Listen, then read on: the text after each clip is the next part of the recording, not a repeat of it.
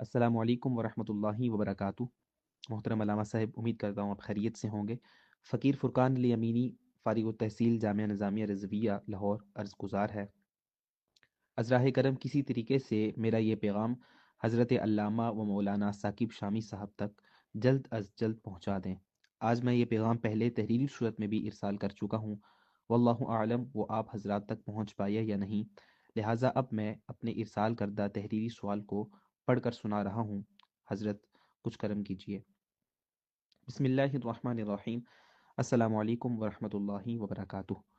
برطانیہ کے شیخ اسرار نام کے مولانا صاحب کی ایک پوسٹ ہم تک پہنچی، جس میں موصوف نے کہا کہ یو کے بھر میں کوئی ریئل پیر نہیں، جبکہ ہمارے شہر لاہور کے علماء و مدرسین کے بقول یو کے کی سرزمین پر اہل علم پیران اعظام موجود ہیں، اور اگر دیکھا جائے تو بر صغیر پاک و ہند میں ہمارے کئی علماء کی نظر میں بے شمار ایسے شیوخ مسند ارشاد پر فائز ہیں جو کہ برطانیہ کے متعدد اہل علم شیوخ سے مرتبہ علم میں کم ہیں۔ تو اگر پورے یو کے میں کوئی ریئل پیر موجود نہیں تو ہندو پاک کے سنی صحیح العقیدہ راسخ فی العلم اور متقی علماء، جن کے مریدین کی تعداد ہزاروں میں نہیں لاکھوں میں ہے، کیا ان تمام مشائخ اعظام کو بھی غیر حقیقی پیروں کی صف میں شمار کیا جائے گا؟ کہیں موصوف اپنے ان جملوں کے ذریعے جعلی پیروں اور عاملوں کے رد کی آڑ میں حقیقی تصور بیت کے خلاف کوئی تحریک تو نہیں چلا رہے؟ ان جملوں سے تو تأثر یہی ملتا ہے کہ گویا دور حاضر میں حقیقی نظام طریقت کے وجود کا سرے سے انکار کیا جا رہا ہے۔ اگر ایسا ہے تو اہل علم کی جانب سے موصوف کا رد کیوں نہیں کیا گیا؟ کسی عالم کا ایسا کہنا از روئے شرع کیسا ہے؟ برائے کرم جلد از جلد تشفی بخش جواب عنایت فرمائیں۔ والسلام علیکم ورحمۃ اللہ وبرکاتہ۔ السلام علیکم ورحمۃ اللہ وبرکاتہ۔ بسم اللہ الرحمن الرحیم۔ مولانا فرقان امینی صاحب، دیکھیے آپ یہ جو فرما رہے ہیں نا کہ آپ رد کیوں نہیں کر رہے، تو دیکھیے جہاں کسی کی علمی گرفت کرنا بنتا ہے تو وہاں ہم تو ڈنکے کی چوٹ پر رد کیا کرتے ہیں، اور اگر کسی عالم کی کسی علمی خطا کی بنیاد پر دین کو نقصان پہنچ رہا ہو تو وہاں ہم ٹھیک ٹھاک رگڑا بھی لگاتے ہیں۔ ہاں، اگر کوئی خاطی صحیح العقیدہ مسلم ہو، مخلص عالم دین ہو، تو ہم محبت سے اصلاح کی کوشش بھی کرتے ہیں۔ لیکن دیکھیے یہ جو پیروں کا رد کر رہے ہیں نا، اس سے اسلام کوئی خطرے میں نہیں پڑتا، بلکہ دور حاضر میں اس کارروائی کو تو خدمت اسلام کے حوالے سے ایک قابل ستائش و تحسین عمل کہا جا سکتا ہے۔ آپ کو اس بات پر تشویش ہے کہ یہ کیوں کہا جا رہا ہے کہ پورے یو کے میں کوئی ریئل پیر نہیں ہے؟ میں تو کہتا ہوں کہ اگر یہاں تک کوئی کہہ دے کہ دور حاضر میں پوری دنیا میں کوئی ریئل پیر نظر نہیں آتا، تو ہم کہیں گے کہ یہ بات بھی درست ہو سکتی ہے، کیونکہ ممکن ہے کہ ان پیروں کے کاروبار کو بند کرنے کے لیے اور ان کی ان شعبدہ بازیوں اور ان کے ڈراموں اور ان کے بزنسز کے سد باب کی نیت سے لفظ ریئل پیر سے مرشد ایصال یا مرشد مربی مراد لیا جا رہا ہو۔ یہ ممکن ہے، ایک پاسبلٹی ہے۔ اور یہاں مرشد ایصال کی نفی کرتے ہوئے مرشد اتصال کے وجود کو ثابت کیا جا سکتا ہے۔ یعنی اگر کوئی کہے کہ آج پوری دنیا میں کوئی ریئل پیر نہیں ہے، تو ضروری نہیں ہے کہ اس کا مطلب صرف یہی ہے کہ پوری دنیا میں تمام پیر فیک ہیں۔ اس کا مطلب یہ بھی ہو سکتا ہے کہ پوری دنیا میں آج کوئی مرشد مربی یا کوئی مرشد ایصال نظر نہیں آتا۔ ہاں، مرشد اتصال تو بہت ہو سکتے ہیں، اور یاد رکھیے مرشد اتصال کا کوئی ولی اللہ ہونا بھی ضروری نہیں ہوتا۔ مرشد اتصال کے لیے کوئی شرط نہیں ہوتی کہ وہ لازمی طور پر کوئی ولی اللہ ہو۔ اب ہمارے یہاں چونکہ لوگ علم دین حاصل نہیں کرتے تو وہ سمجھتے ہیں کہ جس کے نام کے ساتھ مرشد یا پیر یا شیخ آ گیا تو اس کا ولی اللہ ہونا ضروری ہے۔ یاد رکھیے، پیر و مرشد ہونے کے لیے اللہ کا ولی ہونا یہ کوئی لازمی شرط نہیں ہے، کوئی ضروری نہیں ہے کہ وہ ولی اللہ بھی ہو۔ ہر پیر و مرشد ولی نہیں ہوتا، لیکن پھر بھی وہ پیر و مرشد ہو سکتا ہے۔ اور اسی طرح کچھ ایسے ولی ہوتے ہیں جو حقیقتاً اولیاء اللہ ہوتے ہیں، لیکن وہ پیر و مرشد نہیں بن سکتے۔ ہاں، اب یہ علم کی کمی کی وجہ سے چند چیزیں لوگوں میں مشہور ہو جاتی ہیں اور پھر وہ اسی کو حقیقت سمجھنا شروع کر دیتے ہیں۔ ہمارے ہاں علم کی کمی کی وجہ سے یہ المیہ ہے کہ لوگ کسی کے نام کے ساتھ پیر یا مرشد دیکھتے ہیں تو وہ یہ سمجھتے ہیں کہ یہ بندہ ولی ہونے کا دعوے دار ہے، اور پھر ہماری یہ بیچاری جاہل عوام پیر کی ولایت اور ان نوسر بازوں کی کرامتوں کے چکر میں اپنی ساری دولت ان پیروں پر برباد کر دیتے ہیں، اور کسی میں اتنی جرت نہیں ہوتی کہ کسی پیر سے اتنا پوچھے کہ آپ کے پاس اتنی دولت کہاں سے آئی، آپ کا کاروبار کیا ہے، آپ کا بزنس کیا ہے، آپ کا ذریعہ آمدنی کیا ہے۔ آپ اپنے اثاثے تو ڈکلیئر کریں۔ کل تک تو آپ کو 2 وقت کی روٹی میسر نہ تھی اور آج ملینز میں کھیل رہے ہیں، ذرا اپنے ایسٹس تو ڈکلیئر کریں۔ اتنا پیسہ آیا کہاں سے آپ کے پاس؟ اب دیکھیے اس نادان مرید میں یہ جرت پیدا کیوں نہیں ہوتی؟ کیونکہ وہ پیر صاحب کی ولایت کی اعتقاد کی وجہ سے بد دعا سے ڈرتا ہے کہ یار یہ تو اللہ کا ولی ہے، میں دھتکارا جاؤں گا، میں برباد ہو جاؤں گا۔ اور پھر پیروں کے کچھ ایسے چیلوں نے بھی کہانیاں بنائی ہوتی ہیں کہ فلاں شخص تو اس نے یوں سوال کیا تھا اور اس کی نسلیں برباد ہو گئی، تو بھی تباہ برباد ہو جائے گا۔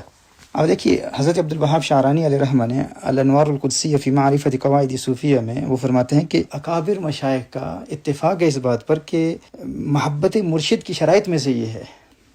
یہ ایک شرط ہے کہ مرید اپنے مرشد کے علاوہ تمام لوگوں کی باتوں سے اپنے کان بند کر لے، یہاں تک کہ اگر تمام شہر کے لوگ ایک میدان میں جمع ہو کر اسے اس کے مرشد سے نفرت دلائیں تو وہ نفرت دلانے میں کامیاب نہ ہو پائیں۔ مرشد کے دشمن کو اپنا دشمن جانو، اور یہاں تک کہہ دیا جاتا ہے کہ بھائی جس گلی میں تمہارا دشمن رہتا ہے، مرشد کا دشمن رہتا ہے، اگر اس گلی کے قریب سے تمہارا گزر بھی ہو گیا تو تم فیض مرشد سے محروم ہو جاؤ گے۔ اب یہ تنقیح نہیں کی جاتی کہ یہ کس قسم کے مرشد کے بارے میں ہے۔ پھر شیخ اکبر محی الدین ابن عربی علیہ رحمہ کے آداب مرشد بیان کیے جاتے ہیں۔ اعلیٰ حضرت فاضل بریلوی علیہ رحمہ نے فتاوی رضویہ شریف میں جو آداب مرشد بیان کیے ہیں، اعلیٰ حضرت علیہ رحمہ تو فرماتے ہیں کہ مرشد کے حقوق باپ کے حقوق سے زائد ہیں۔ باپ تو مٹی کے جسم کا باپ ہے اور مرشد تمہارے روح کا باپ ہے۔ مرشد کے سامنے ہنسنا منع ہے، اس کی مجلسوں میں دوسرے کی طرف توجہ کرنا منع ہے، اس کی اولاد کی تعظیم ضروری ہے، مرشد کے بستر پر نہیں بیٹھنا، مرشد کی تسبیح کو استعمال نہیں کرنا، اس کے کپڑوں کی بھی تعظیم کرنی ہے، اس کے بچھونے کی تعظیم کرنی ہے، اس کی چوکھٹ کی تعظیم بھی ضروری ہے۔ مرشد کی برسوں خدمت کرنے اور لاکھوں مرشد پر خرچ کرنے کے بعد اگر یہ خیال بھی گزرے کہ مرشد کا کچھ حق ادا ہو گیا ہے تو اسے طریقت و روحانیت کی دنیا میں ناقابل تصور نقصان ہوگا۔ اب جب مریدین میں یہ آداب معروف ہو جاتے ہیں تو وہ سمجھتے ہیں کہ ہمارا شیخ جو ہے وہ مرشد کامل اور مرشد مربی ہے۔ شیخ عبدالوہاب شعرانی علیہ رحمہ اپنے شیخ کے حوالے سے مرشد کامل کے آداب بیان فرماتے ہوئے فرماتے ہیں کہ مرید کے لیے ایک ادب یہ ہے کہ وہ اپنے مرشد کی موجودگی اور غیر موجودگی دونوں حالتوں میں مقدور بھر خرچ مہیا کر کے دے، یہاں تک کہ اگر سر پر اپنے کپڑے یا امامہ کے علاوہ اور کوئی چیز نہ پائے تو ان چیزوں کو بیچ دے، اور ان کی رقم سے جس چیز کی مرشد کی اہل و عیال کو حاجت ہو انہیں لے کر دے دے۔ وہ ایک مشہور پیر کا ایک مرید مجھے کہتا ہے کہ ساری زندگی اس پیر صاحب کے جوتے سیدھے کرتے رہے، ان کی خدمت کرتے رہے، اور اب مارکیٹ میں ایک نیا نمونہ اس کے صاحبزادے کی صورت میں لانچ کیا گیا ہے۔ اور میرے ابو جی کہتے ہیں کہ امام شعرانی علیہ رحمہ نے جو آداب بیان کیے ہیں ان کی روشنی میں اب پیر کی تمام اولاد کی بھی تم نے اسی طرح خدمت کرنی ہے جیسے ساری زندگی پیر کی خدمت کرتے رہے۔ اب جب اس قوم کی حالت یہ ہو تو میں نے کہا کہ اللہ کے بندے، تیرے والد صاحب نے ایسے آداب تو بتا دیے لیکن یہ نہیں بتایا کہ یہی امام شعرانی اسی کتاب میں مرشد کی شرطیں بھی بیان کرتے ہیں کہ وہ مرشد ہوتا کون ہے، اس کے اوصاف کیا ہوتے ہیں۔ وہ مرشد مربی علم و عمل اور روحانیت اور تقوی اور پرہیزگاری کی دنیا میں کس مقام پر فائز ہوتا ہے، کیا آپ کے والد صاحب نے آپ کو یہ نہیں بتایا؟ وہ تو مرشد مربی کامل مرشد ایصال کے متعلق بیان فرما رہے ہیں، جو کہ امام عبدالوہاب شعرانی علیہ رحمہ اور امام غزالی علیہ رحمہ کے دور میں بھی ان کے بقول ان کے دور میں بھی ایسے مرشد ڈھونڈنے سے بھی نہیں ملتے تھے۔ اب ہمارے آج کے اس دور میں ایسے مرشد مربی اور مرشد کامل کہاں ملیں گے آپ کو؟ اور اس بات کا اعتراف خود امام غزالی علیہ رحمہ اور الشیخ عبدالوہاب شعرانی علیہ رحمہ نے کیا ہے، اور اعلیٰ حضرت امام احمد رضا رحمہ اللہ اپنے زمانے کی بیتوں کا ذکر کرتے ہوئے اس حقیقت کا اعتراف کرتے ہیں۔ دیکھیے ہم اہل اللہ کے وجود کا انکار نہیں کرتے، وہ ہر زمانے میں ہوتے ہیں، ہمارا مطالبہ یہ ہے کہ وہ کامل مرشد، وہ مرشد مربی یا مرشد ایصال اگر اس وقت برطانیہ میں کوئی موجود ہے تو ہمیں دکھاؤ وہ کہاں ہے، ہم ان کی زیارت کرنا چاہیں گے۔ بلکہ میں تو اس حوالے سے یہ بھی کہتا ہوں کہ تمہیں اس بات کی تکلیف ہے کہ کوئی یہ کہتا ہے کہ پورے یو کے میں ایسا کوئی مرشد ایصال یا مرشد مربی نہیں ہے، اگر یہ دعویٰ پوری دنیا کے حوالے سے کرتے تو بھی ہم گرفت نہ کرتے، کیونکہ دور حاضر میں ایسے مرشد ایصال یا ایسے مرشد مربی دنیا میں مشہور نہیں ہوتے۔ وہ تو اگر موجود ہوتے بھی ہیں تو وہ گوشہ نشینی اختیار کرتے ہیں، وہ یا تو مزاروں میں ہوتے ہیں یا غاروں میں ہوتے ہیں، وہ انگلینڈ کے بازاروں میں نہیں ہوتے۔ اور اگر آپ اس زمانے میں ایسے مرشد مربی یا ایسے مرشد ایصال کو یہاں پر یہ انسٹاگرام میں یا ٹک ٹاک پر یا پھر سوشل میڈیا کے کسی پلیٹ فارم پر، یوٹیوب پر یا فیس بک پر تلاش کر رہے ہیں یا کسی ٹی وی چینل پر تلاش کر رہے ہیں تو پھر اللہ جل وعلا ہی آپ کے حال پر کرم فرمائے، ہم کیا کہہ سکتے ہیں۔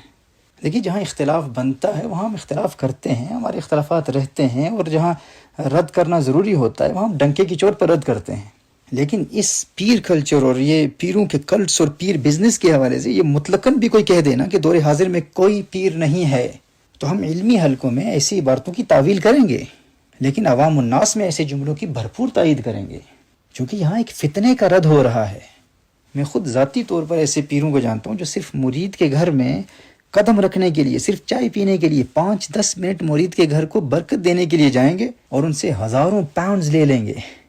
ہم تو دیکھیں، ہم تو اس بات کا رونر ہوتے تھے نا کہ لوگ تقریروں کے لیے پیسے لیتے ہیں، نعت خانوں نے اپنا بزنس شروع کیا ہوا ہے، اور اہل علم حضرات کو کہتے تھے کہ آپ کی یہ جو جتنی بھی یہ دینی خدمات ہیں، ان کے ساتھ ساتھ کچھ نہ کچھ کاروبار بھی آپ کو کرنا چاہیے، تاکہ ایک عالم خود کفیل ہو اور اپنا کاروبار کر رہا ہو اور باوقار طریقے سے خودداری کے ساتھ دین کا کام کرے، کیونکہ جسے نذرانوں کی پرواہ نہ ہو اور وہ خود کفیل ہو تو اسے حق بولنے سے پھر کوئی نہیں روک سکتا، وہ حق گو ہوتا ہے۔ ہم تو بیانات کے لیے نذرانے اور شیرنیاں لینے والوں کو کہتے تھے کہ بھائی کوئی اپنا کاروبار بھی شروع کریں، لیکن وہ قوم کو کچھ نہ کچھ دیتے تو تھے نا، کچھ بیان کرتے تھے، کچھ تربیت کرتے تھے۔ یہاں تو ایسے لوگ بھی ہیں جو فقط اپنے ہاتھ چٹوانے کے لیے ہزاروں پاؤنڈز لے لیتے ہیں، اور پھر یہ نہیں کہ صرف پیر کی صاحب کی خدمت ہو رہی ہے، صاحبزادے بھی آگے تیار ہو رہے ہیں۔ بھائی اس بچے کی پہلے کوئی روحانی، کچھ دینی اور علمی تربیت کرو کہ وہ نفسانی خواہشات سے کیسے بچے گا، ریا و تکبر سے کیسے بچے گا، دکھلاوے سے کیسے بچے گا، تزکیہ نفس کے مراحل کیسے طے کرے گا۔ ابھی اس نے ہوش سنبھالا ہی نہیں، اور پہلے سے ہی جاہل مریدوں میں صاحبزادوں کی کرامتیں مشہور کر دیتے ہیں۔ اب وہ کیا دینی علوم و فنون میں مہارت حاصل کرے گا، یا وہ ریاکاری اور تکبر اور ان نفسانی خواہشات کا مقابلہ وہ کیسے کرے گا؟ اس سے کیا تعلق ہوگا؟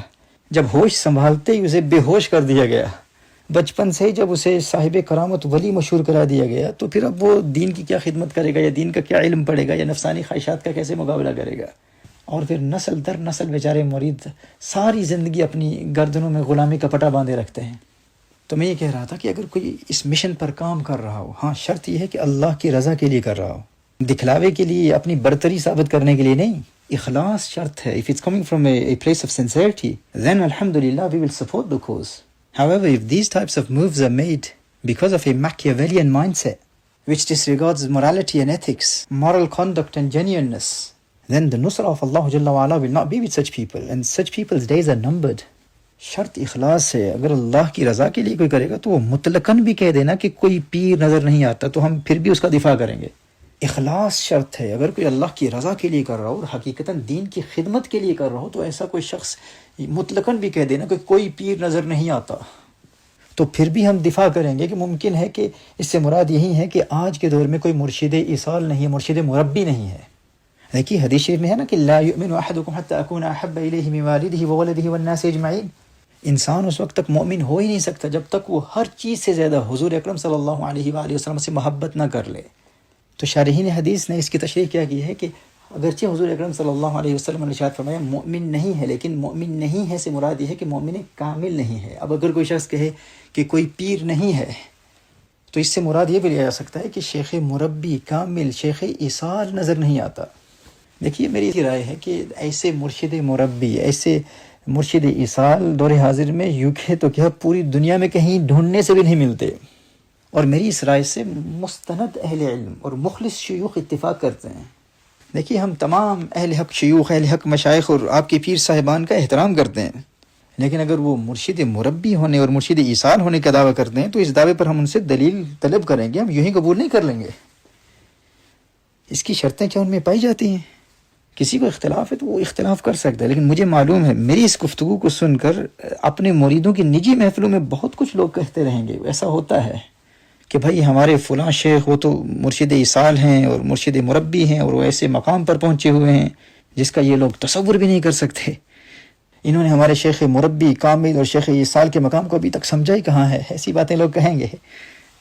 یا پھر یہ کہہ دیا جائے گا کہ ہمارے مرشد مربی کی عاجزی ہے کہ وہ اعلانیہ دعویٰ ہی نہیں کرتے، لیکن فلاں خلیفہ مجاز کو، فلاں خلیفہ جو ان کا ایک محرم راز ہے، ان کو تنہائی میں انہوں نے بتا دیا تھا کہ وہ مرشد مربی ہیں، مرشد ایصال ہیں۔ بھائی یہ تو راز کی باتیں ہوتی ہیں۔ اللہ اکبر۔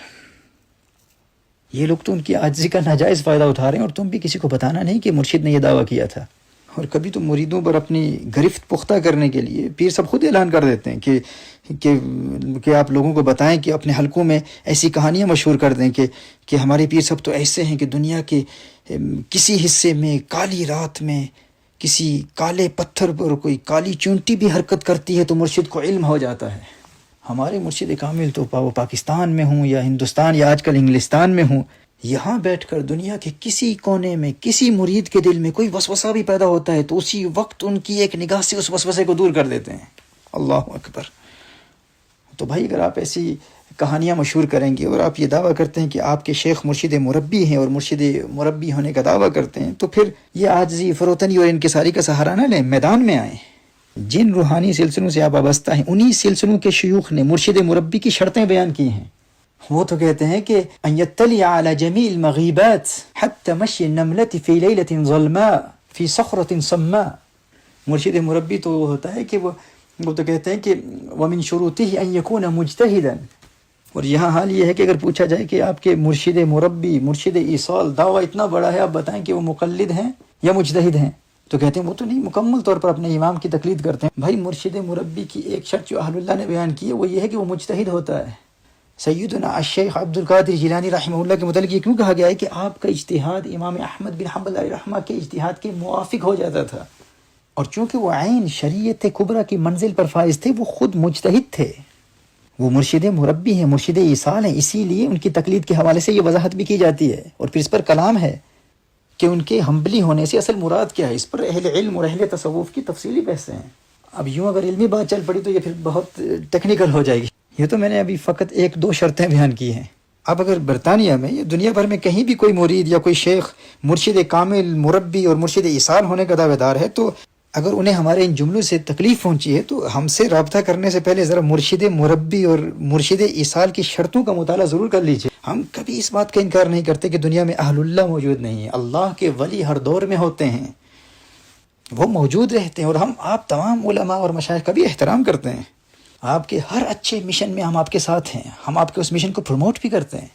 لیکن اگر کوئی بدتمیز مرید اپنے پیر کا دفاع کرنے کے لیے، اپنے پیر کو مرشد مربی ثابت کرنے کے لیے ایسے دعوے کرے گا، تو پھر ان کے پیر صاحب کا ان شرطوں کی روشنی میں امتحان بھی لیا جائے گا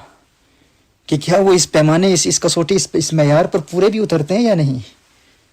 دیکھیے میں چاہتا تھا کہ بات مختصر ہو کیونکہ کچھ اور علمی پروجیکٹس پر بھی کام ہو رہا ہے، لیکن اب بات چل پڑی ہے تو اس کی بھی وضاحت کر دوں کہ یہ مرشد اتصال اور مرشد ایصال اصل میں ہوتا کیا ہے۔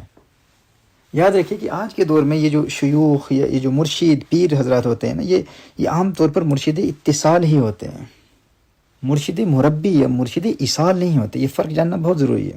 امام غزالی علیہ رحمہ جیسی شخصیت جو کہ آج سے کئی سو سال پہلے فرما رہے ہیں کہ ایسے مرشد ایصال یا مرشد مربی بہت مشکل سے ملتے ہیں، اور اعلیٰ حضرت علیہ رحمہ نے اپنے زمانے کے حوالے سے فتح رضویہ شریف میں لکھا ہے کہ ہمارے زمانے کی بیعتیں بھی عام طور پر یہ وہی تبرکاً مرشد اتصال والی بیعتیں ہوتی ہیں، ارادت والی نہیں ہوتی۔ یہ میں مفہوماً پیش کر رہا ہوں، اس حوالے سے اب فتح رضویہ شریف کی 21ویں جلد میں اعلیٰ حضرت علیہ رحمہ کا رسالہ نقاء السلافہ فی احکام البیعۃ والخلافہ اور اس کے بعد کے رسائل کا آپ مطالعہ کریں تو اس میں انشاءاللہ تعالیٰ بہت واضح طور پر آپ یہ بات سمجھ جائیں گے۔ اور اعلیٰ حضرت علیہ رحمہ کے فتاوی افریقہ میں ان موضوعات کا آپ بالاستیعاب مطالعہ کریں تو آپ کی طبیعت صاف ہو جائے گی۔ وہ جو کہتے ہیں نا کہ میرا مرشد مربی ہے، کامل مرشد ایصال ہے، اور پتہ نہیں کیا کیا پھر دعوے کرتے پھرتے ہیں، آپ کو اندازہ ہو جائے گا کہ اس ذات کا مقام کیا ہوتا ہے۔ دیکھیے ایک ہوتا ہے شیخ اتصال اور ایک ہوتا ہے شیخ مربی، جسے شیخ ایصال بھی کہتے ہیں۔ شیخ اتصال اسے کہا جاتا ہے کہ جس کے ہاتھ پر بیعت کرنے سے مرید کا سلسلہ نبی کریم صلی اللہ علیہ وآلہ وسلم سے متصل ہو جائے، اور ایسے شیخ کی 4 شرطیں ہوتی ہیں۔ پہلی شرط یہ ہے کہ وہ شیخ صحیح العقیدہ ہو اور وہ بد مذہب و گمراہ نہ ہو، اور دوسری شرط یہ ہے کہ شیخ کا سلسلہ باتصال صحیح نبی کریم صلی اللہ تعالی علیہ وآلہ وسلم تک پہنچا ہو، یعنی صحیح اور درست ذریعوں کے ساتھ نبی کریم صلی اللہ تعالی علیہ وآلہ وسلم تک پہنچتا ہو، درمیان میں انقطاع نہ ہو، یا درمیان میں کوئی بدعقیدہ شیخ نہ ہو، کوئی غیر عالم نہ ہو، یا کوئی فاسق معلن نہ ہو، کوئی اعلانیہ گناہ کرنے والا نہ ہو۔ اور اگر درمیان میں کوئی ایسا شیخ آ گیا جو غیر عالم ہو یا اعلانیہ گناہ کرنے والا ہو، فاسق معلن ہو یا بدعقیدہ ہو، تو پھر یہ اتصال ممکن نہیں ہوتا۔ اب دیکھیے کبھی ایسا ہوتا ہے کہ صاحبزادہ صاحب اپنے والد صاحب کے ہاتھ پر بیعت ہی نہیں ہوتے، اور یوں ہی بزعم وراثت اپنے باپ دادا کے جانشین اور سجادہ نشین بن جاتے ہیں۔ وہ بس اپنے باپ دادا کے وارث ہونے کے گمان میں شیخ طریقت بن جاتے ہیں، اور لوگ پھر ان کے ہاتھ پر مرید ہونا شروع ہو جاتے ہیں کہ بھائی یہ تو ہمارے جو بڑے بزرگ تھے یہ ان کے بیٹے ہیں، اور وہ پیر تھے تو یہ بھی پیر ہیں، حالانکہ یہ اپنے والد کے ہاتھ پر بیعت ہی نہیں ہوئے۔ یا پھر اگر مرید ہو بھی گئے اور ان کا والد جامع شرائط مرشد بھی ہو، مگر والد صاحب نے بیٹے کو خلافت ہی نہیں دی، اجازت ہی نہیں دی، اذن ہی نہیں دیا، اب باپ کا انتقال ہو جاتا ہے تو بیٹا بغیر اجازت کے، بغیر خلافت کے مرید کرنا شروع کر دیتا ہے۔ اب اس طرح بھی یہ سلسلہ منقطع ہو جاتا ہے، اور وہ مرید جو اس شیخ کے ہاتھ پر بیعت ہوا اس کا سلسلہ حضور اکرم صلی اللہ تعالی علیہ وآلہ وسلم تک نہیں پہنچتا۔ یا پھر ایک صورت یہ بھی ہے کہ باپ اپنے بیٹے یا پھر کسی ایسے مرید کو خلافت دے دیتا ہے جو خود بدعقیدہ تھا یا وہ عالم نہیں تھا، یعنی باپ تک تو سلسلہ صحیح تھا، وہ سند متصل تھی، باپ تک تو تمام شرطیں پائی جاتی تھیں. اب اس نے جسے خلافت دی وہ کوئی جامع شرائط مرید بھی ہو سکتا ہے. وہ بیٹوں کی میں مثال اس لیے دے رہا ہوں کہ کیونکہ اکثر یہ خلافتیں اب آج کل ہمارے دور میں بیٹوں کو ہی دی جاتی ہیں، کیونکہ جن پیروں نے مریدوں کی دولت سے جائیداد بنائی اور اتنا بڑا امپائر کھڑا کیا ہے، وہ خلافت کسی اور کے بیٹے کو دے کر اپنی اولاد کو اس جائیداد سے محروم کیسے کر سکتے ہیں؟ تو جن کی نظر مریدوں کی جائیدادوں اور جیبوں پر ہوتی ہے، مرید کی دولت پر ہوتی ہے، تو پھر وہ خلافتیں بھی اپنے بچوں کو ہی دیتے ہیں. لیکن جن کی وراثت حقیقی علمی وراثت ہوتی ہے اور روحانیت کی دولت ہوتی ہے، تو وہ خلافت اور اس روحانی وراثت کا وارث اسی کو بنائیں گے جو حقیقتاً اس کا حقدار ہوگا، یعنی جس میں کم از کم یہ 4 شرطیں تو پائی جاتی ہوں. اور یہاں میں اس وقت کوئی مرشد مربی یا مرشد ایصال کی بات نہیں کر رہا، یہاں فقط مرشد اتصال کی بات ہو رہی ہے. اور ہمارے ہاں حال یہ ہوتا ہے کہ صاحبزادہ صاحب کو دین کی مبادیات تک کا علم نہیں ہوتا، نہ علم عقائد ہے، نہ علم قرآن و سنت ہے، وہ نہ خلافت کے اہل ہیں. حضرت جو شیخ اتصال بننے کا بھی اہل نہیں ہوتا، بچپن سے ہی اس صاحبزادے کی تعظیم یوں کرائی جاتی ہے کہ گویا کہ وہ جو شرطیں، جو آداب مرشد ایصال کے حوالے سے ہمارے اکابرین نے بیان کیے ہیں، وہی آداب مریدین کو، جاہل مریدین کو اس صاحبزادے کے حوالے سے سکھائے جاتے ہیں. یہ 4 شرطیں تو کجا ایسے بھی ہیں جو قرآن کریم کی چند آیات بھی تلاوت نہیں کر سکتے. تو بہرحال یہ شیخ اتصال کی دوسری شرط ہے. پہلی شرط کیا ہے؟ وہ صحیح العقیدہ ہو، بد مذہب و گمراہ نہ ہو، اور دوسرا یہ کہ سند متصل ہو. تیسری شرط یہ ہے کہ وہ مرشد، وہ شیخ عالم دین ہو، وہ قرآن و سنت کا عالم ہو، دین اسلام کے علوم و فنون کو جانتا ہو، عقائد اسلامیہ کو جانتا ہو، فقہی مسائل کا جاننے والا ہو، وہ جاہل نہ ہو. تو تیسری شرط عالم دین ہونا ہے. اور چوتھی شرط یہ کہ وہ فاسق معلن نہ ہو، اعلانیہ گناہ نہ کرتا ہو. چونکہ شیخ کی، مرشد کی تعظیم لازم ہے اور فاسق کی توہین واجب ہوتی ہے، اور دونوں کا اجتماع باطل ہے، یہ ناممکن ہے. تو چوتھی شرط یہ کہ وہ فاسق معلن نہ ہو، اعلانیہ گناہ نہ کرتا ہو. پہلی شرط یہ ہے کہ وہ صحیح العقیدہ ہو، وہ بد مذہب نہ ہو، گمراہ نہ ہو، اور دوسری شرط یہ ہے کہ اس کی سند متصل ہو. تیسری شرط یہ ہے کہ وہ باقاعدہ عالم دین ہو، جاہل نہ ہو، اور چوتھی شرط یہ ہے کہ وہ فاسق معلن نہ ہو، اعلانیہ گناہ نہ کرتا ہو. اب جس میں یہ 4 شرطیں پائی جاتی ہیں وہ شیخ کہلاتا ہو یا پیر یا مرشد ہو، وہ شیخ اتصال یا مرشد اتصال ہوتا ہے. اب اگر کوئی کسی مرشد اتصال کے ہاتھ پر بیعت ہو کر اس سند متصل سے فیضیاب ہونا چاہتا ہے جس میں بے شمار اولیاء اللہ، عارف باللہ، کاملین، اہل اللہ موجود ہیں، جیسے سیدنا الشیخ عبد القادر الجیلانی رحمہ اللہ، سیدنا الشیخ معین الدین چشتی علیہ رحمہ، سیدنا الشیخ بہاء الدین نقشبند، شیخ الشیوخ سیدنا الشیخ شہاب الدین سہروردی رحمہ اللہ علیہ مجمعین، یہ سب اکابر اولیاء ہیں. تو دور حاضر میں کسی مرشد اتصال کے ہاتھ پر بیعت ہو کر وہ مرید یوں ان اکابر اولیاء کی اسانید متصلہ سے فیضیاب ہوتا ہوا اپنے سلسلے کو حضور اکرم صلی اللہ علیہ وآلہ وسلم سے متصل پاتا ہے. یوں سند متصل کے ذریعے نبی کریم صلی اللہ علیہ وآلہ وسلم کی ذات سے انسان کا سلسلہ متصل ہو جاتا ہے، اور اس کا فائدہ اسے دنیا اور آخرت دونوں جہانوں میں ملتا ہے. دیکھیے، میں نے صرف یہاں مرشد اتصال کے حوالے سے کچھ کلام کیا ہے. مرشد ایصال کا مقام تو وہ تو ایسا ہے، مرشد مربی جسے کہتے ہیں، اس کا مقام تو ایسا ہے کہ بڑے بڑے اہل اللہ نے اپنے اپنے زمانوں میں بیان کر دیا کہ ایسا مرشد ملنا بہت مشکل ہے. اور اعلیٰ حضرت علیہ رحمٰن نے تو یہاں تک فرما دیا کہ ان کے زمانے کی بیعتیں بھی اکثر وہ بیعتیں ارادت نہیں ہوتی، یعنی مرشد ایصال والی نہیں، وہ تو تبرکاً مرشد اتصال والی بیعتیں ہوتی ہیں. تو جب امام غزالی علیہ رحمہ اور سیدنا شیخ عبد الوہاب شعرانی علیہ رحمہ جیسے اکابر شیوخ کے زمانوں میں ایسا مرشد مربی ڈھونڈنا بہت مشکل تھا، تو ہمارے زمانے میں ایسا ریئل پیر آپ کو کہاں ملے گا؟ مرشد مربی تو کیا، مرشد اتصال کے ایسے بے شمار دعوے دار ہوتے ہیں جو دین اسلام کے علوم و فنون نہیں پڑھے ہوتے، قرآن و سنت کے عالم نہیں ہوتے. ایسے بے شمار لوگ ہوتے ہیں جو گمراہ ہوتے ہیں، بدعقیدہ ہوتے ہیں، اور پھر فاسق معلن ہوتے ہیں، اعلانیہ فسق کرنے والے، وہ بھی کہتے ہیں کہ ہم مرشد اتصال ہیں. تو جہاں مرشد اتصال جیسے ریئل پیر تلاش کرنا دشوار ہو، وہاں مرشد ایصال جیسا ریئل پیر کہاں آپ کو ملے گا؟ تو اس حوالے سے جیسا میں نے کہا کہ اہل علم حضرات اگر شیخ اکبر محی الدین ابن عربی علیہ رحمہ اور شیخ الشیوخ حضرت سیدنا شیخ شہاب الدین سہروردی علیہ رحمہ، امام غزالی علیہ رحمہ اور شیخ شعرانی علیہ رحمہ جیسے اکابر بزرگوں کی کتابوں کا مطالعہ کریں تو بہت سارے مسائل کے حوالے سے جو ذہنی الجھن کا شکار رہتے ہیں ان کی تسلی ہو جائے گی. اور اس حوالے سے اپنے فالوورز اور اپنے مقتدیوں کی تربیت بھی کیا کریں. اور جس طرح یہ جاہل قسم کے نام نہاد پیر یا عامل یہ جو عوام الناس کو یہ کہہ کر کہ جس کا کوئی پیر نہیں اس کا شیطان پیر ہے، یہ کہہ کر انہیں اپنا مرید بنا لیتے ہیں. اس جملے کی اصل مراد کو سمجھنے کے لیے بھی اگر آپ ایک مرتبہ فتاوی افریقہ کا بالاستیعاب مطالعہ کر لیں تو آپ کو انتہائی اہم معلومات حاصل ہوں گی. اور اس حوالے سے اعلیٰ حضرت علیہ رحمہ کے چند انتہائی دلچسپ تفردات سے بھی آپ لطف اندوز ہوں گے.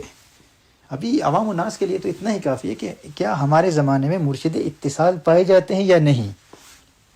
تو جیسا مولانا نے اپنے سوال میں بیان کیا کہ اس کا تو کوئی انکار نہیں کرے گا نا کہ ہمارے زمانے میں ایسے اہل علم موجود ہیں جو صحیح العقیدہ بھی ہیں اور اسانید متصلہ بھی رکھتے ہیں، اہل علم بھی ہیں اور فاسق معلن بھی نہیں ہیں۔ ایسے شیخ اتصال کے ہاتھ پر اگر کوئی بیعت کرتا ہے جو اسے قرآن و سنت کا علم سکھاتا ہے، عقائد اسلامیہ سکھاتا ہے، فقہ کا علم سکھاتا ہے، حقوق اللہ اور حقوق العباد کا علم سکھاتا ہے، مہلکات اور منجیات کا علم دیتا ہے، گناہوں سے بچنے کے عملی طریقے سکھاتا ہے، اگر کوئی اپنے والدین کا باغی ہے، والدین کا نافرمان ہے تو انہیں والدین کا فرما بردار بناتا ہے، دین اسلام کے اصولوں کی روشنی میں اس کی تربیت کرتا ہے، اس کے ذہن میں پیدا ہونے والے وساوس کو دور کرتا ہے، اس کی صحبت میں رہ کر مرید کے دل میں گناہوں سے نفرت پیدا ہوتی ہے اور نیکیوں سے محبت پیدا ہوتی ہے اور اس کے علم میں اضافہ ہوتا ہے، تو ایسے مرشد اتصال کے وجود کا کوئی انکار نہیں کر سکتا۔ تو اگر کوئی ایسا مرشد اتصال ہے تو اس کے ریل شیخ ہونے کا کوئی انکار نہیں کرے گا، لیکن اس کا ہرگز یہ مطلب نہیں ہے کہ جس میں مرشد اتصال کی شرطیں پائی جاتی ہوں وہ خود کو مرشد مربی اور مرشد ایصال کہتا پھرے، اور جہاں وہ جائے پھر اپنے ساتھ کچھ کرائے کے مولوی بھی ساتھ رکھے جو اس کی کرامتیں اور اس کے فضائل و آداب یوں بیان کر رہے ہوں جیسے کہ وہ آج ہمارے اس دور کا خواجہ خواجگان ہے یا غوث الزمان ہے۔ دیکھیے اسی حکمت کے پیش نظر ہم کئی سالوں سے اپنی ہر دوسری کانفرنس میں اسی بات پر زور دیتے ہیں کہ علماء کرام اپنے کسی پیر کو خوش کرنے کے لیے اپنے سٹیجز پر دور حاضر کے پیروں کی ان کرامتیں بیان کرنا چھوڑ دیں، اور اگر کوئی مولوی کسی پیر کی سٹیج پر کرامت بیان کر رہا ہو تو وہ پیر خود اسے منع کرے، اسے فوراً روک دے۔ جب آپ آج کے پیروں کو جو زیادہ سے زیادہ مرشد اتصال ہوگا اور ایک مستند عالم دین چند ٹکوں کی خاطر اسے بھرے مجمع میں خواجہ خواجگان اور غوث الزمان اور شیخ الکل جیسے القابات دے گا اور پتہ نہیں کیا کیا کرامتیں بیان کرے گا، اور ایسی عجیب و غریب کرامتیں بیان کرتے ہوئے شرم بھی نہیں آتی کہ کس کے متعلق بیان کر رہے ہو، اور نیچے مجمع میں بیٹھا ہوا ہے کہ نوجوان دیکھ رہا ہے کہ اس پیر کی روزی روٹی اور اس کے گھر کے تمام اخراجات تو اس کے امیر مریدین کے گھر سے چل رہے ہیں، وہ بیچارہ سوچ رہا ہے کہ میرا غریب باپ بیچارہ اپنے گھر کی بجلی کے بل وقت پر ادا نہیں کر سکتا اور اپنی ساری زندگی کی خون پسینے کی کمائی اس پیر کے اکاؤنٹ میں ارسال کر رہا ہے، خود وہ کرائے کے مکان میں رہتا ہے اور اس کے پیر کی کوٹھیوں اور بنگلوں میں دن بدن اضافے ہو رہے ہیں۔ کسی مرید میں جرت نہیں کہ پیر سے پوچھے کہ تیرا ذریعہ آمدنی کیا ہے، اپنے اثاثے اپنے ایسٹس تو ڈکلیئر کر، تیرے پاس دولت کتنی اور کہاں سے آئی ہے، تیرا کام کیا ہے، کاروبار کیا ہے، بزنس کیا ہے، مزدوری کرتا ہے، کیا کرتا ہے، کام کیا کرتا ہے، پیسہ کہاں سے آتا ہے، تیرے نام پر اتنی بڑی چیریٹیز چل رہی ہیں، آئے دن تیرے چیریٹیز کے سکینڈلز مشہور ہوتے ہیں، اور یہ کرائے کا مولوی تیری کرامتیں بیان کر رہا ہے۔ اور یاد رکھیے وہ پیر صاحب اگر خود عالم دین بھی ہو، یہاں میں ان جاہل عاملوں کی بات نہیں کر رہا، وہ نوسر باز تو کسی زمرے میں ہی نہیں آتے، ایسے عاملوں کے ہاتھ پر تو بیعت کا تصور ہی نہیں کیا جا سکتا، وہ تو دور دور تک مرشد اتصال کے زمرے میں بھی نہیں آتے۔ میں ایسے پیروں کی بات کر رہا ہوں جو علماء دین بھی ہیں، علم دین بھی رکھتے ہیں، لیکن ان کی نظر فقط مریدوں کی دولت پر ہوتی ہے۔ تو جب وہ نوجوان اس پیر صاحب کو اپنے گھر کی خواتین سے ملتے ہوئے دیکھتا ہے، جب وہ پیر صاحب گھر میں آتے ہیں تو اس گھر کے مرد کو بھی شرم نہیں آتی کہ اپنی بیوی بیٹیوں اور بہو کی پیر سے ملاقات کرا رہا ہے جو کہ اجماعاً حرام ہے۔ تو دیکھیں جب وہ نوجوان ان تمام چیزوں کا مشاہدہ کر رہا ہے تو اس کے ذہن میں کس قسم کے خیالات گردش کر رہے ہوں گے۔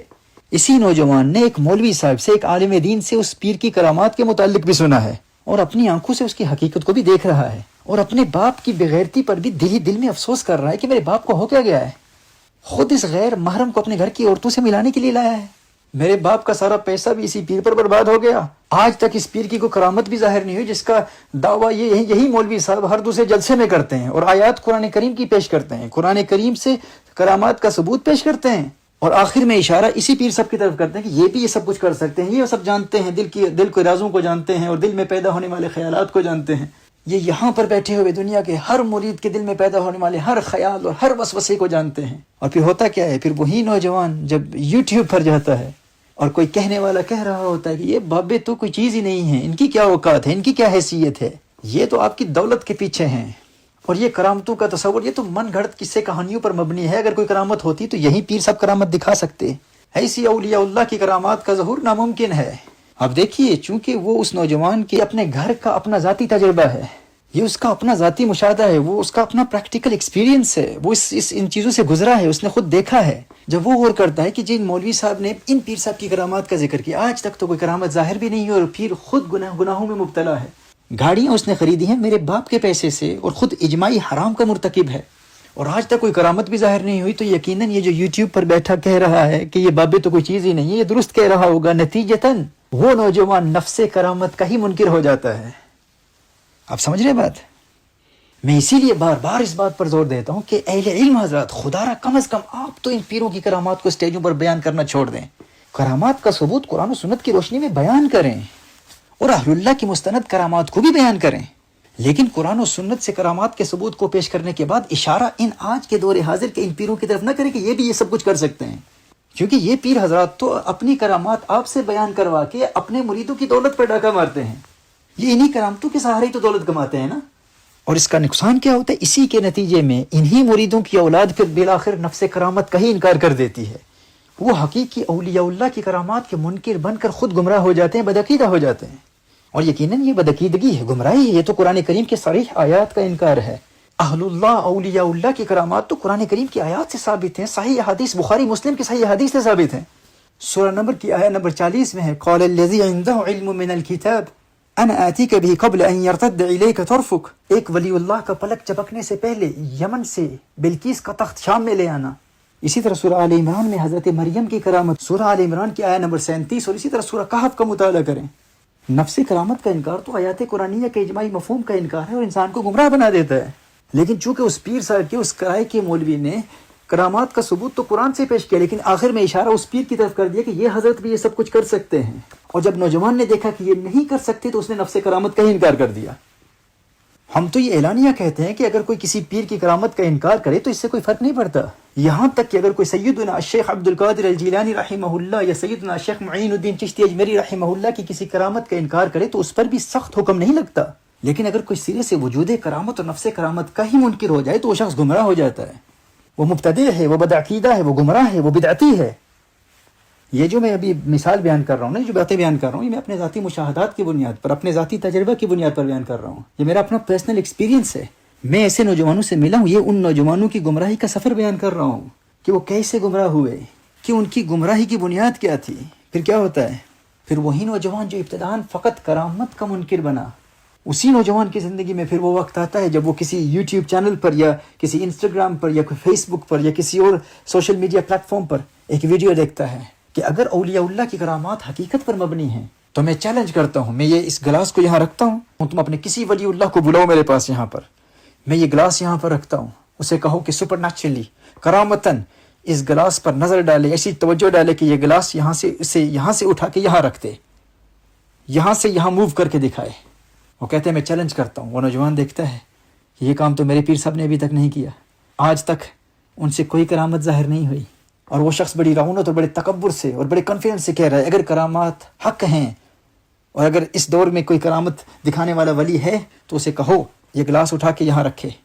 کرامتاً اس گلاس کو یہاں سے اٹھا کے اس کو یہاں موو کرے، اس موبائل فون کو یہاں سے اٹھا کے یہاں پر رکھے، ہاتھ لگائے بغیر۔ وہ نوجوان کہتا ہے کہ ایسی کرامت کا ظہور تو میرے پیر سے کبھی ہوا ہی نہیں، ہر چند کہ وہ مولوی صاحب اسی پیر کے متعلق اشارہ کر کے کہتے ہیں یہ کر سکتے ہیں، تو نتیجتاً وہ نوجوان پھر کرامات کا منکر ہو جاتا ہے، وہ کہتا ہے نہ ولی اللہ ہے نہ کرامات ہیں۔ پھر اس کی زندگی میں وہ وقت بھی آتا ہے جب وہی نوجوان کسی حارث سلطان نامی ایتھیسٹ کا بیان سنتا ہے،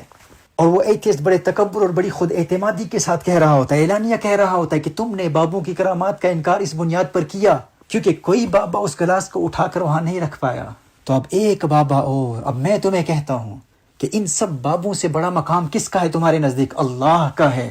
چونکہ یہ بابے اس گلاس کو اٹھا کر یہاں نہیں رکھ پائے تو تم نے بابوں کی کرامت کا انکار کیا، اب اپنے اللہ کو پکار اور کہو ہے اللہ تو اپنی قدرت کے ذریعے اس گلاس کو اٹھا کے یہاں رکھ دے۔ تو اس وقت وہ نوجوان پریشان ہو کر کہتے ہیں ہاں بات تو یہ درست کر رہا ہے، اگر اس وقت ولی کی کرامت ظاہر نہیں ہوئی تو میں نے ولی کی کرامت کا انکار کر دیا اور ولی کے وجود کا انکار کر دیا، اب اگر اللہ کی قدرت کا ظہور نہیں ہو رہا تو میں اللہ کی قدرت اور اللہ کے وجود کا انکار کیوں نہ کروں، والعیاذ باللہ۔ اب وہیں پاکستانی نوجوان نتیجتاً ایتھیسٹ ہو جاتا ہے۔ پھر ایک عالم دین اس نوجوان کی اصلاح کی کوشش کرتے ہوئے اسے بتاتا ہے کہ ہم اللہ کے وجود کو بھی مانتے ہیں اور اللہ کی حکمتوں کو بھی مانتے ہیں، اور جس طرح ہم اللہ کے وجود کو مانتے ہیں اور اللہ کی حکمتوں کو مانتے ہیں، اسی طرح ہم اولیاء کی کرامات کو بھی مانتے ہیں اور اولیاء کی کرامات کی حکمتوں کو بھی مانتے ہیں۔ کوئی ولی اللہ کے حکم اور اللہ کی حکمت کے خلاف کوئی کرامت نہیں دکھا سکتا۔ ہم نے کبھی یہ دعویٰ ہی نہیں کیا ہے، تم نے تو کسی پیر کے کرائے کے مولوی سے کرامت کے غلط تصور کو سنا اور یہ سمجھا کہ ہمارا یہ دعویٰ ہے کہ ہر ولی ہر وقت جب چاہے اللہ کی حکمت اور اللہ کے حکم کے خلاف بھی کرامات دکھا سکتا ہے۔ یہ ہم نے دعویٰ کب کیا ہے؟ ہم کہتے ہیں ہم اللہ کے وجود کو بھی مانتے ہیں، اللہ کی قدرت کو بھی مانتے ہیں، اللہ جب چاہتا ہے اپنی قدرت کو ظاہر کرتا ہے، اللہ کا ولی اللہ کی حکمتوں اور اللہ کے حکم کے خلاف کبھی کوئی کرامت دکھا نہیں سکتا. اللہ کا ولی اللہ کی حکمت کے خلاف کچھ نہیں کرتا. وہ جو کچھ بھی کرتا ہے اللہ کے حکم اور اللہ کے اذن کے مطابق کرتا ہے. اللہ کا ولی اللہ کی منشا کے خلاف کچھ نہیں کر سکتا. تم نے جو اس دولت اور ہوس کے پجاری پیر کی کرامت کو ظاہر ہوتے ہوئے نہیں دیکھا اور کرامت ہی کا انکار کر دیا، اور اس کے نتیجے میں پھر بالآخر اللہ کی قدرت اور اللہ کے وجود کا ہی منکر بن گیا.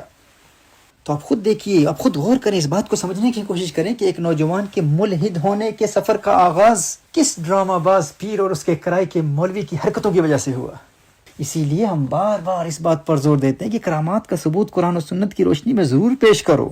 کہ کرامات کا انکار تو انسان کو گمراہ بنا دیتا ہے، بدمذہب بنا دیتا ہے. لیکن دور حاضر کے پیرو تم خود باز آ جاؤ. اگر کوئی مولوی تمہیں خواجہ خواجگان یا غوث الزمان یا قطب الاقطاب اور شیخ الکل کہہ رہا ہو تو اسے فوراً کہو کہ اگر یہ سلسلہ جاری رہا تو میں یہاں نہیں بیٹھوں گا. اب اس حوالے سے میرے یہاں برطانیہ میں، USA میں، پاکستان اور ہندوستان کے بہت تفصیلی بیانات ہیں کہ ہماری نوجوان نسل ایسے شیوخ کی وجہ سے نہ صرف کرامات اولیاء کی منکر ہو رہی ہے، بلکہ وجود باری تعالیٰ کے انکار کا ایک سبب یہ شعبدہ باز پیر بھی ہیں. اب چونکہ جیسا کہ آپ جانتے ہیں کہ گزشتہ تقریباً 6 سال سے 2020 سے 2020 سے لے کر ابھی تک سوشل میڈیا پر میرے نئے بیانات نشر نہیں ہو رہے. میں ان گزشتہ 6 سالوں میں جس ملک میں بھی جاتا ہوں، ہم ہر کانفرنس میں سختی سے منع کرتے ہیں کہ ہماری بیانات کی ریکارڈنگ کو نشر نہ کیا جائے. اب اس کی وجہ سے ہماری میڈیا ٹیم کے لوگ بھی بیچارے کافی عرصے سے میرے وہ پرانے بیانات کی آڈیوز پر ہی نئی تصویریں ڈال کر انہی بیانات کو نشر کرتے رہتے ہیں. اور اسی لیے اب یہ تقریباً میرے خیال میں 2 یا 3 نئے بیانات کے علاوہ 2020 سے لے کر آج تک میرے کوئی نئے بیانات نشر نہیں ہوئے، کیونکہ میری اب پوری توجہ سینہ بسینہ کام پر رہی ہے اور میری پوری کوشش رہی ہے کہ میں اس سوشل میڈیا سے دور رہوں. اور آپ احباب کے پیغامات بھی مسلسل آتے رہے، اور آپ کے وہ تمام گلے شکوے اور ہماری یہ میڈیا ٹیم پر اعتراضات کے ریکارڈنگ کے باوجود آپ 6 سال سے نئے بیانات نشر کیوں نہیں کر رہے. تو اس میں ان کی بھی کوئی غلطی نہیں ہے. میرا اپنا ایک مزاج بن چکا ہے کہ میں نے رد الحاد کے حوالے سے خاص طور پر سینہ بسینہ کام کو ترجیح دینی ہے. لیکن چونکہ اسلام کے چند فقہی جزیات پر کیے جانے والے ملحدین کے اعتراضات کے جواب پر ابھی میرے کچھ بیانات نشر ہوں گے، تو ان کے ساتھ چند وہ خطابات جو خاص طور پر 2022 اور 2023 میں ولایت اور کرامات اولیاء کے حقیقی تصور اور ان نام نہاد پیروں کے طریقہ واردات کے حوالے سے آج سے 2-3 سال پہلے جو خاص بیانات کیے گئے تھے، ہم ان کو بھی انشاءاللہ تعالی نشر کریں گے. اور ان عوامی لیکچر سے یہ بات بالکل واضح ہو جائے گی کہ ان لوگوں کے رد کی ضرورت کیوں ہے. اور آج ہمارے شہر لاہور کے حضرت علامہ مولانا فرقان علی امینی صاحب نے جو اہم سوال بھیجا ہے، اس پر میں نے کچھ کلام کیا. اور اس موضوع پر ابھی میں نے مرشد ایصال یا مرشد مربی پر تو وہ تفصیلی کلام کیا ہی نہیں ہے، مطلب بالکل بنیادی چند باتیں آپ کے گوش گزار کی ہیں. اور مرشد اتصال کے حوالے سے بھی جو چند باتیں کی ہیں وہ بھی بہت بنیادی باتیں ہیں، ابتدائی باتیں ہیں، تاکہ عوام الناس انہیں آسانی سے سمجھ سکیں. اللہ جل وعلا ہم سب کو اخلاص کے ساتھ اپنے ہر دور کے فتنوں کا مقابلہ کرنے کی توفیق عطا فرمائے. اللہ جل وعلا ہم سب کو ایمان کی سلامتی عطا فرمائے. جزاکم اللہ خیر و احسن الجزاء. والسلام علیکم.